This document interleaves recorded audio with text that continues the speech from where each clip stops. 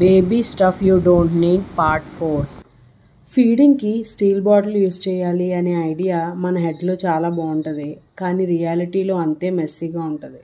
Steel బాటిల్స్తో problem ఏంటంటే అవి transparent కాదు. సో మనం వాటర్ క్వాంటిటీ ఎంత వేసాము, అసలు ఫార్ములా వాటర్ మిక్స్ అయ్యాయా లేదా, ఇలాంటివి చూసుకోవడం కష్టం.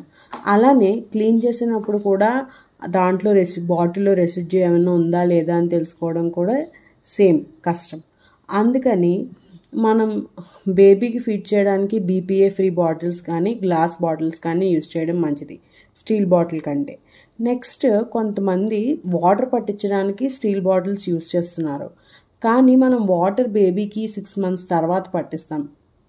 సో అప్పుడు మనం సిప్పర్స్ యూజ్ చేయడమే రైట్ చాయిస్ అని నా ఒపీనియన్, బాటిల్స్ కాదు.